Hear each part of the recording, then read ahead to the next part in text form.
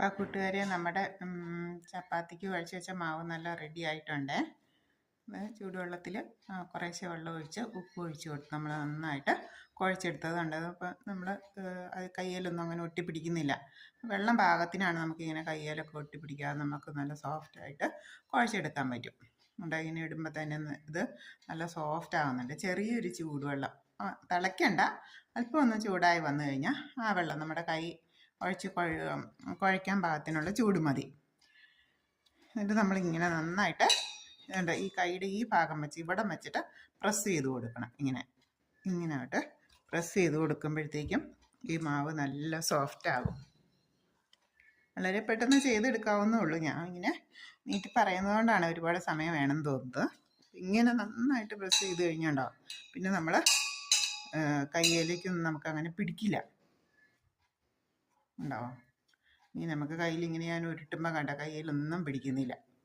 ഇതാണ് ചപ്പാത്തി മാവ് കുഴയ്ക്കുന്ന പാകം. ഇനിയിപ്പോൾ നമുക്ക് പരത്തിയെടുക്കുക വേണ്ടത്. അപ്പോൾ പരത്തിയെടുക്കുന്നതിനായിട്ട് നമ്മൾ എന്ത് ചെയ്യും? ചെറിയ ബോളുകളാക്കും, നമ്മുടെ വലിപ്പത്തിനനുസരിച്ച്. അപ്പം ചെറിയ ചെറിയ ബോള് ഇതുണ്ടോ, ഇതുപോലെ ചെറിയ ചെറിയ ബോളുകളാക്കി നമുക്ക് ഈ വലിയ ബോളിനെ ചെറിയ ചെറിയ ബോളുകളാക്കി ഇങ്ങനെയാണ് മാറ്റി വയ്ക്കാം. അതിന് ശേഷം ചപ്പാത്തി പ്രസ്സുള്ളവർക്ക് അതിൽ എടുക്കാം. എനിക്ക് ചപ്പാത്തി പലകയാണ്, പണ്ടുള്ള ചപ്പാത്തി പലക ഇരിപ്പുണ്ട്. പിന്നെ നമ്മൾ ചപ്പാത്തി പ്രസ് വാങ്ങിയിട്ടില്ല. ഞാൻ പരത്തിയാണ് എടുക്കുന്നത്.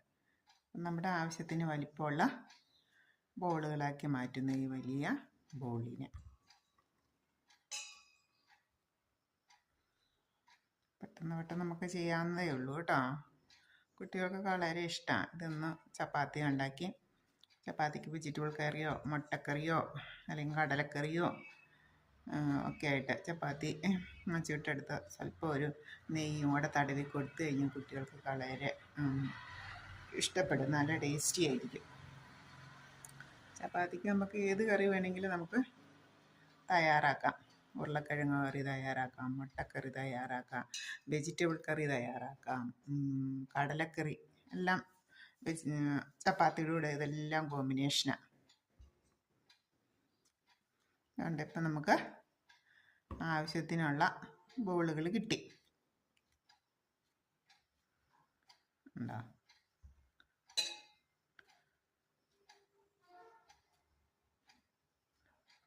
ഇതാണ് അതിൻ്റെ ഒരു ഈ പാകത്തിൽ അതിനെടുത്തത്. നമുക്കിത് ഇതിൻ്റെ വട്ടത്തിലുള്ള ചപ്പാത്തി നമുക്ക് കിട്ടും.